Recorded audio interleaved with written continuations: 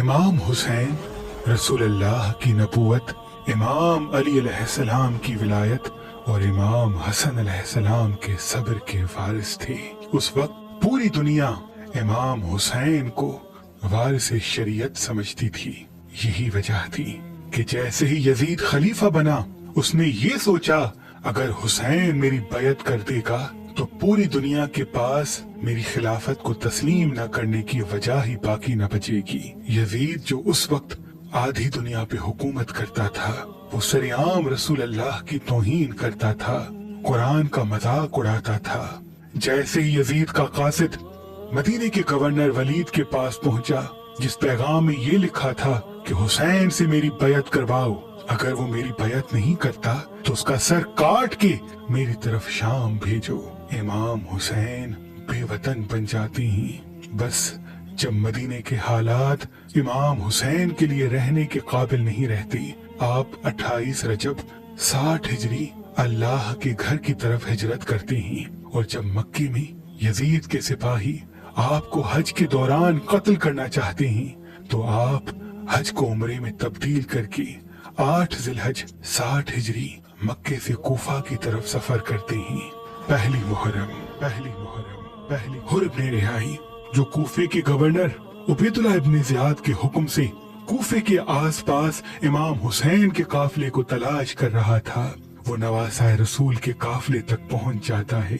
इमाम हुसैन ने जैसे ही कूफे के सिपाहियों को देखा जो प्यासे हैं, फौरन अब्बास से कहते हैं, अब्बास, हुर और उनके साथियों को पानी पिलाओ। जनाबे अब्बास सबको पानी पिलाते हैं। हुर शर्मसार होता है कि मैं रसूलुल्लाह के नवासे को कैदी बनाने आया हूँ। इतने में इमाम हुसैन फरमाते हैं, नमाज का वक्त है, नमाज पढ़ते हैं। हुर इमाम हुसैन के पीछे नमाज पढ़ता है और बाद नमाज कहता है, उबैदुल्लाह इब्ने ज़ियाद के पास यजीद का हुक्म पहुंचा है कि आपसे बैत लेनी है। इमाम हुसैन फरमाते हैं, मुझ जैसा यजीद की बैत कैसे कर सकता है? हुर आंखें झुका लेते हैं, फिर फरमाते हैं, उबैदुल्लाह का ये हुक्म है कि आपका रास्ता रोक लिया जाए और कूफे की तरफ आपको आने न दिया जाए। इमाम हुसैन फरमाते हैं, मेरा रास्ता छोड़ो, मैं कहीं और चला जाऊंगा। ये मंजर उबैदुल्लाह के सिपाही देख रहे थे कि हुर इमाम हुसैन से नरमी से पेश आ रहा है। वो गवर्नर को खत लिखते हैं कि किसी और को सालार बना के भेजे। बस जैसे ही असर का वक्त करीब होता है, हुर कहता है, मौला, मैं इन सिपाहियों को देखता हूँ, आप कूफा छोड़ के कहीं और सफर करना शुरू करें। इमाम हुसैन अरब के सहरा का सफर करते हैं। 2 मुहर्रम इमाम हुसैन करबला की जमीन पे पहुंचे। जैसे ही कर्ब की जमीन पे इमाम हुसैन के घोड़े मुर्तजिज ने कदम रखा तो वो ठहर जाता है। इमाम हुसैन उतरते ही जमीन को हाथ लगाते हैं तो जमीन से रसूलुल्लाह के खून की खुशबू आती है। इमाम हुसैन जनाबे अब्बास से फरमाते हैं, ऐ मेरे भाई, नहर फरात के साथ खैमे लगाओ। मुझे इस जगह का मेरे नाना ने पहले ही बता दिया था। अहल बैत के खैमे लगते हैं। उस वक्त इमाम हुसैन के साथियों में सिर्फ 72 अफराद होते हैं और बाकी मस्तूरात और मासूम से बच्चे होते हैं। 3 मुहर्रम उमर बिन साद 30,000 का लश्कर लेके दरियाए फुरात के उस किनारे आ पहुंचता है जहां इमाम हुसैन अपनी बहनों, बेटियों और बच्चों के साथ कयाम कर रहे थे। आके ये पैगाम देता है कि हुसैन, यजीद की बैत करो वरना हम तुम्हें कत्ल कर देंगे। उस वक्त तक करबला के मैदान में 32,000 घोड़े, 40,000 तलवारें, 20,000 तीर कमान, 10,000 ऊंट और 15,000 पैदल सिपाही मौजूद थे। इमाम हुसैन उमर बिन साद के पास ये पैगाम भिजवाते हैं कि मेरी 3 बातों में से कोई एक बात मान लो। पहली बात, मैं तो कूफे वालों के बुलाने पे यहाँ आया था। अगर कूफे वाले मुझे बुलाना नहीं चाहते तो मेरा रास्ता छोड़ो, मैं वापस चला जाऊंगा। दूसरी बात, अगर चाहते हो कि मैं कूफे भी ना जाऊं और मदीने और मक्के भी ना जाऊं तो मेरा रास्ता छोड़ो, मैं अरब की जमीन छोड़ के जमीन के किसी दूसरे हिस्से में चला जाऊंगा और अमन के साथ जिंदगी गुजारूंगा। अगर तुम ये दोनों चीजें नहीं मानते तो मुझे यजीद के पास शाम लेके चलो, मैं यजीद से खुद बात करूंगा। उमर बिन साद ने ये खत कूफे के गवर्नर उबैदुल्लाह बिन ज़ियाद के पास भेजा। वो इमाम हुसैन के इस पैगाम को देख के फाड़ देता है और शिमर से कहता है, शिमर, मैंने उमर बिन साद को हुसैन कत्ल करने के लिए भेजा था। ये मेरे पास हुसैन के खतूत भेजता है। जा 50,000 का लश्कर लेके जा और जल्द मेरे पास हुसैन का सर भेज। 4 मुहर्रम। शिमर 50,000 का लश्कर लेके करबला पहुंचता है और उमर बिन साद से कहता है, हुसैन से बात करना उबैदुल्लाह को पसंद नहीं, वो हुसैन का सर मांग रहा है। उमर बिन साद कहता है, हुसैन को कत्ल करना आसान नहीं। हुसैन के साथ अब्बास है, अकबर है, बनी हाशिम के जवान हैं, कुछ और सिपाही और बहादुर मंगवाते हैं। 5 मुहर्रम 7 कबीलों से वो बहादुर मंगवाए जाते हैं जिनकी बहादुरी अरब की सरजमीन पे मशहूर थी। उनमें से एक तारिक भी था। 6 मुहर्रम के दिन 1.25 लाख का लश्कर करबला की जमीन पे पहुंचता है। जब भी लश्कर आता तो फौजे यजीद में नारे लग जाते, खुशी का माहौल बर्पा हो जाता और इमाम हुसैन और उनके बच्चे अल्लाह की इबादत में मसरूफ होके अल्लाह का शुक्र करते। बस 7 मुहर्रम का सूरज जैसे ही तुलू होता है तो उमर बिन साद के पास कूफे के गवर्नर का ये पैगाम पहुंचता है कि इतने दिन गुजर गए, अभी तक हुसैन का सर नहीं भेजा और ना ही बैयत की कोई खबर मिली है। हुसैन को दरियाए फरात से अलग करो, इनको प्यासा रखो, इनको तकलीफ दो ताकि इनके बच्चे तड़पें और ये यजीद की बैयत करें। 7 मुहर्रम को इमाम हुसैन के ख़याम नहरे फरात से हटाकर 2 लगवाए जाते हैं और इमाम हुसैन का पानी बंद कर दिया जाता है। 8 मुहर्रम 45,000 का लश्कर और करबला के मैदान में शामिल होता है और आले मोहम्मद के ख़याम में अल्लाह की सदाएं आम होती हैं। बच्चे प्यास से तड़पने लगते हैं और बच्चों की रोने की आवाज सहरा में गूंजती रहती है। 9 मुहर्रम शिमर ने उमर बिन साद को कहा कि 9 मुहर्रम को जंग रखते हैं और हुसैन के साथियों को कत्ल कर लेते हैं। इमाम हुसैन ने फरमाया, मुझे एक रात अल्लाह की इबादत के लिए दे दो। बस 9 मुहर्रम का सूरज जैसे ही डूबता है, इमाम हुसैन अपने तमाम साथियों को एक खेमे में जमा करते हैं और फरमाते हैं, तुमने मेरा बहुत साथ दिया, मैं तुम सब से राजी हूँ। अब चाहता हूँ कि अपने अपने शहर वापस चले जाओ।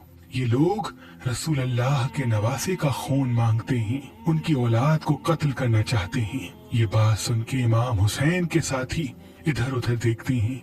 इमाम हुसैन फरमाते हैं, शायद आंखों की शर्म की वजह से नहीं उठ रहे, अब्बास चिराग बुझा लो। चिराग बुझाया जाता है, अंधेरा हो जाता है। कुछ देर के बाद फिर मौला हुक्म फरमाते हैं, अब्बास चिराग जलाओ। अब जो चिराग जले सबकी तलवारें अपनी अपनी गर्दन पे रखी हैं और एक आवाज में कहते हैं, मौला अगर हमारी 1000 जानें होती तो हम सब आप पे कुर्बान करते, क्योंकि हम खुद को जन्नत और दोज़ख के दरमियान देख रहे हैं। आज हमारे ईमान का इम्तिहान है। इमाम हुसैन फरमाते हैं, जाओ अपने अपने खेमे में अल्लाह की इबादत करो, कल सुबह का सूरज हमें इम्तिहान देना है।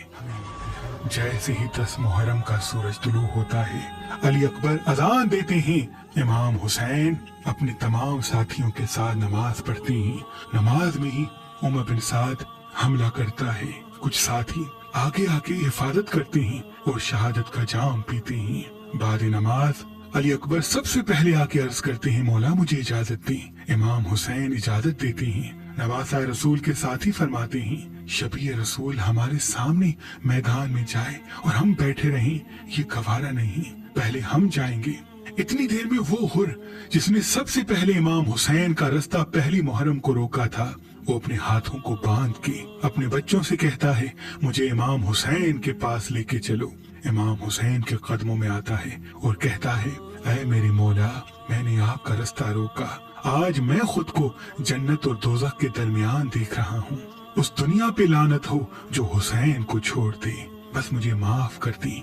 इमाम हुसैन जनाब हुर का माथा चूमते हैं और कहते हैं, जा हुर, मैंने तुम्हें आजाद किया, मैंने तुम्हें माफ किया। हुर फरमाते हैं, मौला अगर माफ किया तो मुझे इजाजत दें ताकि इन जालिमों से सबसे पहले मैं लड़ूं। इमाम इजाजत देते हैं। वो मैदान में आते हैं, काफी देर लड़ते हैं और शहादत का जाम पीते हैं। एक एक मौला हुसैन का मानने वाला मैदान में जाता और मुस्कुरा कर अल्लाह के दीन पे कुर्बान हो जाता। बस कभी जनाब जॉन की लाश आती है, कभी हबीब इब्ने मज़ाहिर की, कभी ज़ुहैर, कभी ओनो मोहम्मद, कभी शहजादा कासिम, कभी जनाब अब्बास, कभी अली अकबर, तो कभी 6 माह का मासूम बच्चा अली असगर इमाम हुसैन की गोद में तड़प तड़प के अल्लाह के दीन पे कुर्बान हो जाता है। जब करबला के मैदान में कोई न रहा, तब इमाम हुसैन मैदान में आके फरमाते हैं, ऐ फौजे यजीद, पहचानो मैं रसूल अल्लाह का नवासा हूँ। मेरे बच्चों को भी जुर्म खता तुमने मारा है। हमने 3 दिन से पानी नहीं पिया, मैंने क्या बिगाड़ा है? फौजी यजीद कहती है, हम सब तुझे तेरे बाबा अली के बुग़्ज़ में मार रहे हैं। इमाम हुसैन फरमाते हैं, वो अली जो इस्लाम की हिफाजत करता था, जिसने खैबर और खंदक, बदर और ओहद में रसूल अल्लाह के दीन को हर खास व आम तक पहुंचाया, आज उसी इस्लाम का अलम बुलंद करके उसी अली की औलाद से बदला ले रहे हो। इमाम हुसैन की बात अभी खत्म न हुई थी कि हमला शुरू हो जाता है। जब फर्दन फर्दन मुकाबला नहीं हो पाता, तब 10,000 का लश्कर इकट्ठा हमला करता है। इमाम हुसैन फिन्नार करती हैं। 20,000 का लश्कर इमाम हुसैन के मद्दे मुकाबला आता है। इमाम हुसैन फिन्नार करती हैं। कभी लड़ते लड़ते इतना आगे निकल जाते थे कि कूफे की फौज भागते भागते दारुल अमारा तक पहुंच जाती थी। किताबों में है, सिर्फ एक इमाम हुसैन ने 80,000 फौजियों को फिन्नार किया। जब आधे से भी ज्यादा लश्कर इमाम हुसैन की तलवार के आगे न टिक सका, तो शिमर और उमर बिन साद ने यही सोचा कि अगर हुसैन को शहीद करना है तो खयाम को आग लगा लेते हैं। जब हुसैन खेमों की तरफ जाएंगे तो पीछे से तीर चलाएंगे। बस बीबियों के खेमों को आग लगाई जाती है। मैदान करबला में जैसे ही इमाम हुसैन के कानों में बीबियों के रोने की आवाज आती है, वो मुड़ के देखते हैं कि खयाम को आग लग चुकी होती है। वो खयाम की तरफ जाते हैं, पीछे से जालिम तीर चलाते हैं। इमाम हुसैन तीरों को रोकने के लिए कभी मैदान में आते, कभी जलते हुए खैमों की तरफ जाते। चारों तरफ से तीर चलना शुरू हो जाते हैं। शिमर की आवाज बुलंद होती है, जिसके पास जो है वो हुसैन का निशाना ले। कोई तीर मारता है, कोई नेजा फेंकता है, कोई बर्छी मारता है, कोई तलवार मारता है। जिसके पास मारने के लिए कुछ न होता, वो करबला की जमीन से पत्थर उठाता और इमाम हुसैन की तरफ फेंकता। इतने में आवाज़ें गैब आती हैं, ऐ हुसैन लौट आओ, तेरा अल्लाह तुझसे राजी हो गया। इमाम हुसैन जुल्फकार को रोकते हैं। उमर बिन साद हुरमला को कहता है, ऐ हुरमला, ऐसा तीर मार कि हुसैन जीन से जमीन पे आ जाए। वो 3 नोकों वाला वो तीर निकालता है जिससे जानवरों का शिकार किया जाता था, और तीर इमाम हुसैन को इतनी जोर से मारा जाता है कि इमाम हुसैन के सीने पे तीर लगता है और इमाम हुसैन की पीठ से निकलता है। इमाम हुसैन तीर को निकालना चाहते हैं, इतने में जालिम इमाम हुसैन के सर पे वार करते हैं और इमाम हुसैन घोड़े की जीन से जमीन पे आते हैं। आपके जिस्म पर इतने तीर थे कि ना आप जीन पे थे न जमीन पे थे, तीरों के मुसल्ले पे थे।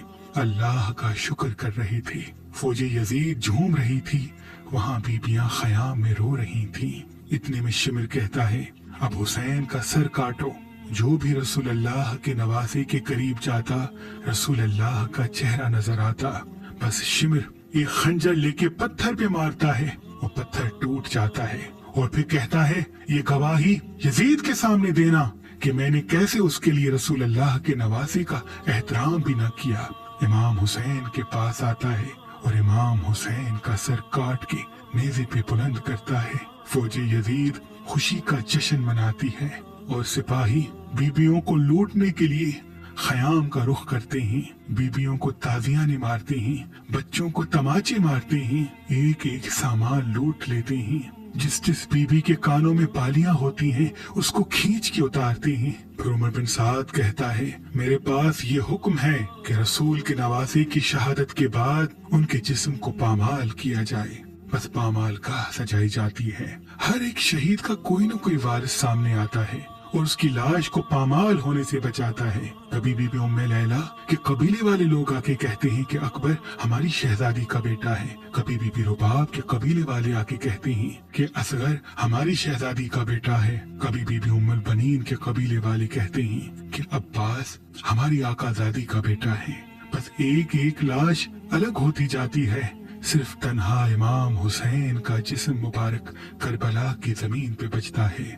घोड़ों को लाया जाता है और इमाम हुसैन की लाश को पामाल करना शुरू करते हैं। इमाम जाफर सादिक अलैहिस्सलाम ने फरमाया, मेरा सलाम हो मेरे उस गरीब दादा पर जिसके जिस्म को इतना पामाल कर दिया गया कि उनकी पसलियां टूट गईं और वहाँ बेवारिस व मददगार बीबियां जले हुए खैमों की राख पे बैठी रो रही थीं। सुबह का सूरज ढल गया, अंधेरा छा गया और गरीबों की शाम आ गई। उमर बिन साद ने कहा, प्यास की वजह से ये बीबियां मर न जाएं।